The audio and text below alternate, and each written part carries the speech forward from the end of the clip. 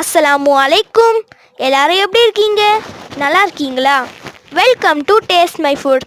இது வரைக்கும் எங்கள் சேனலை சப்ஸ்கிரைப் பண்ணாதவங்க ப்ளீஸ் சப்ஸ்கிரைப் பண்ணுங்கள். அப்படியே பக்கத்தில் இருக்க பெல் ஐக்கானையும் கிளிக் பண்ணுங்கள். எங்கள் வீடியோ உங்களுக்கு பிடிச்சிருந்தா லைக் பண்ணுங்கள், உங்கள் ஃப்ரெண்ட்ஸ்க்கும் ஷேர் பண்ணுங்கள். ஓகே, இப்போ நம்ம வீடியோக்குள்ளே போகலாம்.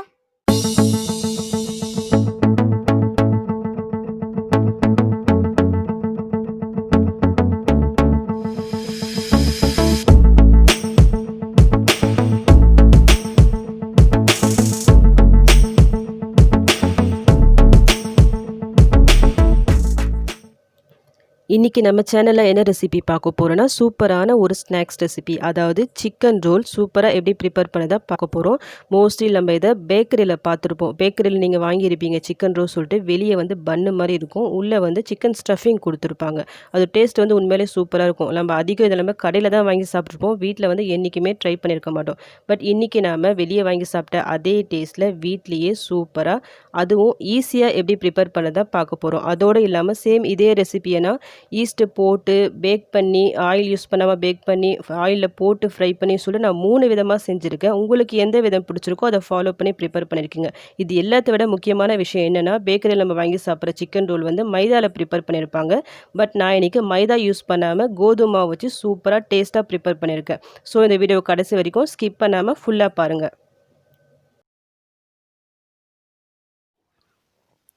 நம்ம பேக்கரியில் வாங்கி சாப்பிட்ற சிக்கன் ரோலில் ஈஸ்ட் யூஸ் பண்ணி தான் ப்ரிப்பேர் பண்ணுவாங்க. ஃபஸ்ட்டு நான் அந்த மெத்தடை உங்களுக்கு நான் காமிக்கிறேன். ஒருவேளை உங்ககிட்ட ஈஸ்ட் இல்லைன்னா சேம் அதே டேஸ்ட்டில் நம்ம ஈஸ்ட் இல்லாமையும் ப்ரிப்பேர் பண்ணலாம். அதையும் இந்த வீடியோட எண்டிங்கில் நான் செஞ்சு காமிச்சிக்கிறேன், மிஸ் பண்ணாமல் பாருங்கள். ஃபஸ்ட்டு இதுக்காக நம்ம ஈஸ்ட்டை ஆக்டிவேட் பண்ணோம். அதுக்காக நான் ஒரு அரை கப் அளவுக்கு பால், கை பொறுக்கிற அளவுக்கு சூடு இருக்கணும். அந்த மாதிரி பாலில் ஒரு 2 spoon sugar, 2 spoon activated yeast போட்டு நல்லா மிக்ஸ் பண்ணி விடுறேன். இது ஒரு 10 நிமிஷம் அப்படியே இருக்கட்டும். ஒரு 10 நிமிஷத்தில் பாருங்கள் ஈஸ்ட் வந்து நல்லா ஆக்டிவேட் ஆயிடுச்சு. இப்போ நம்ம மாவு ரெடி பண்ணிடலாம். நான் இந்த கப்பில் ஒரு 2 கப் அளவுக்கு கோதுமை மாவு எடுத்துருக்கேன். உங்கள் வீட்டில் கிளாஸோ பவுலோ தான் நீங்கள் எதில் வேணாலும் அளந்து எடுத்துக்கோங்க. இதுக்கு தேவையான அளவு கொஞ்சமாக சால்ட்டு போட்டுக்கலாம். நம்ம ஆக்டிவேட் பண்ணி வச்சுருந்தோம்ல இந்த ஈஸ்ட், இதை போட்டு ஜஸ்ட்டு ஒரு மிக்ஸ் பண்ணி விட்டுக்குங்க.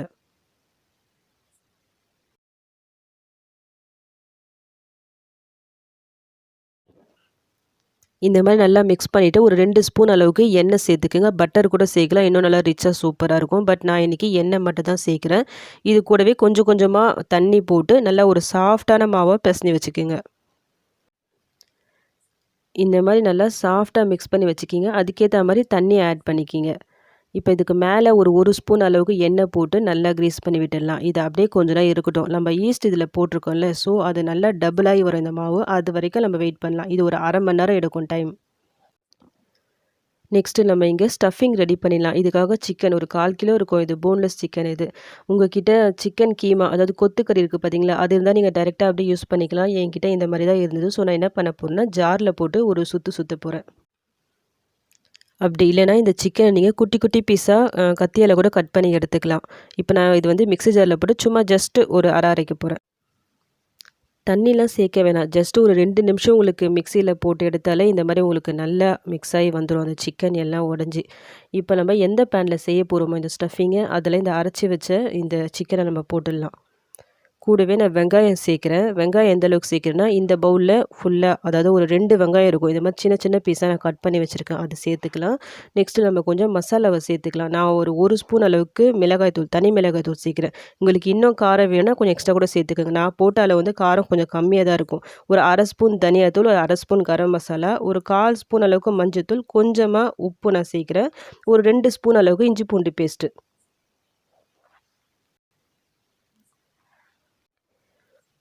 இப்போ இந்த மசாலா எல்லாத்தையும் நம்ம போட்டாச்சு. இப்போ நம்ம ஸ்டவ் ஆன் பண்ணிக்கலாம். மீடியம் ஃப்ளேமில் வச்சு குக் பண்ணுங்கள். நான் ஒரு 2 ஸ்பூன் அளவுக்கு எண்ணெய் சேர்க்குறேன். இது போட்டு நல்லா மிக்ஸ் பண்ணிக்கிங்க. சால்ட்டு பார்த்து செக் பண்ணிக்கிங்க. இது வந்து நம்ம குக் பண்ண போகிறோம். இந்த சிக்கனுக்கு தண்ணியெல்லாம் நல்லா வற்றி வரணும். நம்ம சிக்கன் இதில் அரைச்சி போட்டிருக்கிறதால ஈஸியாக இது குக் ஆகிடும், ரொம்பலாம் டைம் எடுக்காது. இந்த ஸ்டஃபிங் ப்ரிப்பேர் பண்ணும்போது தண்ணியை வந்து சுத்தமாக நீங்கள் சேர்த்துறாதீங்க. இந்த சிக்கனில் ஆல்ரெடி தண்ணி இருக்கும். நம்ம சேர்க்கும்போது அந்த தண்ணியெலாம் ரிலீஸ் ஆகிட்டு நல்லா வரும். அந்த தண்ணியே போதும் இந்த சிக்கன் குக் ஆகிறதுக்கு. இந்த மாதிரி கொஞ்சம் கூட தண்ணி இல்லாமல் நல்லா ட்ரையாக இருக்கணும். இப்போ பாருங்கள், எனக்கு தண்ணி சுத்தமாக வற்றி நல்லா வந்திருக்கு. இப்போ நம்ம ஸ்டவ் ஆஃப் பண்ணிடலாம். நம்மளுக்கு இப்போ ஸ்டஃபிங் ரெடி ஆகிடுச்சு. இங்கே இந்த சைடில் நம்ம மிக்ஸ் பண்ணி வச்சிருந்த மாவும் நல்லா டபுளாக வந்திருக்கு. ஜஸ்ட்டு ஒரு பஞ்ச் கொடுத்துட்டு நான் 2ஆ டிவைட் பண்ணி எடுக்கிறேன் இதை. ஒன்று வந்து ஃப்ரை பண்ண போகிறேன் ஆயிலில் போட்டு, இன்னொன்று ஜஸ்ட்டு பேக் பண்ண போகிறேன். பேக் பண்ணுறதா இருந்தால் அவனில் வச்சு இல்லை, நார்மல் ஸ்டவ்வில் தான் பேக் பண்ண போகிறேன். அந்த பேக் பண்ணுற ஐட்டத்தை நான் 5 ஈக்குவல் பால்ஸாக இது மாதிரி டிவைட் பண்ணி எடுத்துட்டேன். அதுலேருந்து ஒரு பால் எடுத்து இந்த மாதிரி சின்னதாக ஒரு சர்க்கிள் ஷேப் மாதிரி கையாலேயே இந்த மாதிரி நல்லா தட்டி வச்சுருங்க. இப்போ அதுக்கு சென்டரில் நம்ம ரெடி பண்ணி வச்சிருந்தோம்ல இந்த ஸ்டஃபிங், அதை போட்டுடலாம். உங்களுக்கு எந்த அளவுக்கு ஸ்டஃபிங் தேவையோ அதுக்கேற்ற மாதிரி போட்டுக்குங்க. போட்டுட்டு ஃபுல்லாக அந்த கார்னர்ஸ் இருக்கிற எல்லா சைடும் எடுத்து விட நல்லா இந்த மாதிரி கவர் பண்ணிவிடுங்க. ஒரு சின்ன அந்த பன் ஷேப் மாதிரி இருக்கணும், அந்த ஷேப்புக்கு கொண்டு வந்துடுங்க. இந்த மாதிரி இதே மாதிரி மிச்சம் இருக்க 4 பால்ஸையும் நம்ம ரெடி பண்ணிடலாம்.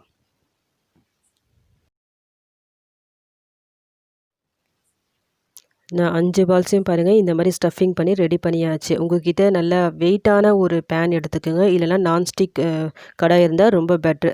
இது வைக்கிறதுக்கு முன்னாடி அதில் கொஞ்சமாக எண்ணெய் போட்டு நல்லா க்ரீஸ் பண்ணி விட்டுக்குங்க. ரெடி பண்ணி வச்சுருந்த இந்த ஸ்டஃபிங்கோடு இருக்க இந்த பண்ணை இதில் ஃபுல்லாக இந்த மாதிரி வச்சுருங்க.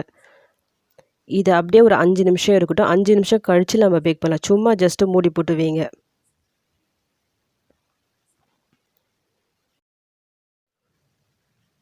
உங்ககிட்ட வீட்டில் பழைய தவா இருக்கும் பார்த்தீங்களா, அது வந்து ஆல்ரெடி ஸ்டவ்வில் வச்சுட்டு ஒரு 5லேருந்து 10 நிமிஷம் நல்லா ப்ரீ ஹீட் பண்ணி வச்சுக்கிங்க. நல்லா சூடு பண்ணி வச்சுக்கிங்க. அந்த தவா வந்து நல்லா சூடாக இருக்கணும் நம்ம இந்த கடாய் வைக்கும்போது. இப்போ கடாய் வச்சாச்சு.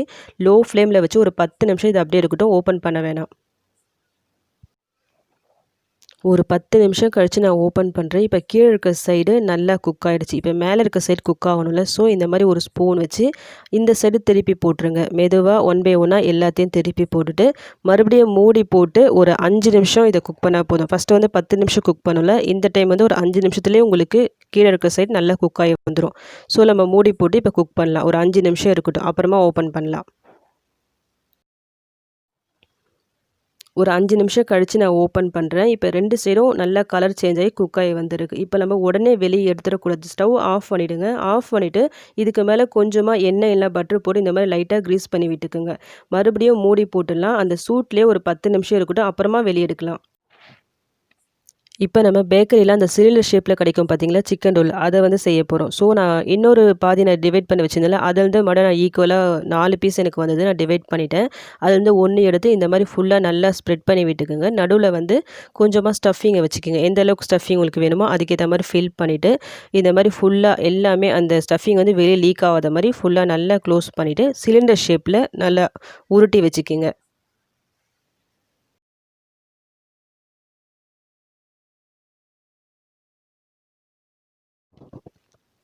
இந்த மாதிரி ரெடியானதை நம்ம எண்ணெயில் போட்டு ஃப்ரை பண்ணி எடுத்துடலாம். இந்த சைடு எண்ணெய் வந்து இங்கே நல்லா சூடாகிடுச்சு. ரெடி பண்ணி வச்சதை 1 பை 1 போட்டுடலாம். எண்ணெயை பொறுத்த வரைக்கும் ரொம்ப ஓவர் ஹீட்டாக இருக்கக்கூடாது. அதாவது ஹை ஃப்ளேமில் வச்சு இதை ஃப்ரை பண்ணிடாதீங்க. ஹை ஃப்ளேமில் வச்சுட்டா வெளியே சீக்கிரமாக திஞ்ச மாதிரி ஆகிடும். அந்தளவுக்கு குக் ஆகி வராது. ஸோ மீடியம் ஃப்ளேமில் வச்சு ஃப்ரை பண்ணிக்கிங்க. 2 சைடும் திருப்பி போட்டு ஃப்ரை பண்ணிவிடுங்க.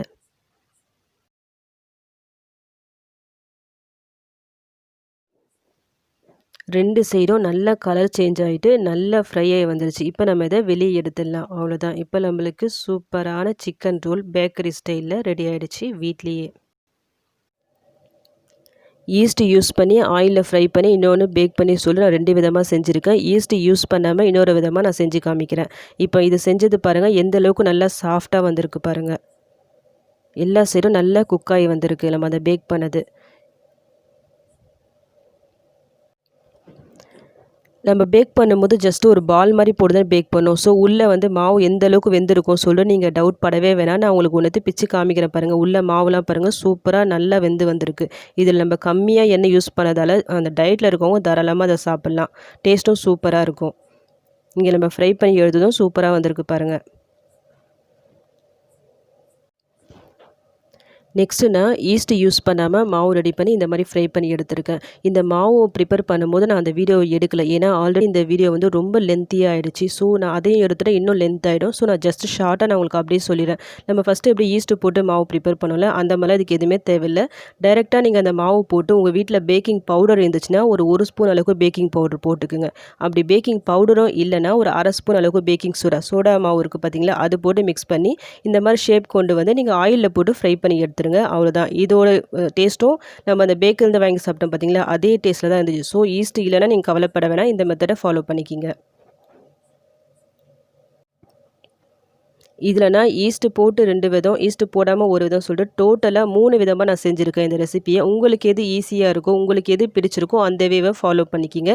இதில் நம்ம கோதுமாவை தான் போட்டிருக்கோம். ஸோ நம்ம தாராளமாக சாப்பிட்லாம். ஒருவேளை நீங்கள் டயட் கான்ஷியஸ் இருக்கிறவங்களா இருந்தால் கூட இந்த மாதிரி ஆயில் வேண்டாம் அந்த மாதிரி ஃபீல் பண்ணுறவங்க இந்த மாதிரி பேக் பண்ணி கூட சாப்பிட்லாம். நம்ம இந்த ஆயிலில் ஃப்ரை பண்ணி எடுத்தோம் பார்த்தீங்களா, சிலிண்டர் ஷேப், அது வந்து 2 விதமாக நான் பண்ணி காமிச்சாலும் ஈஸ்ட்டு போட்டு ஈஸ்ட் இல்லாமல் 2மே சேம். நம்ம அந்த பேக்கரியில் வாங்கி சாப்பிடுவோம் பார்த்தீங்களா, சேம் அதே டேஸ்ட்டில் தான் இருந்தது. வேணால் நீங்கள் ட்ரை பண்ணி பாருங்கள். ட்ரை பண்ணி பார்த்துட்டு எப்படி வந்துச்சுன்னு எனக்கு கமெண்ட் பண்ணுங்கள்.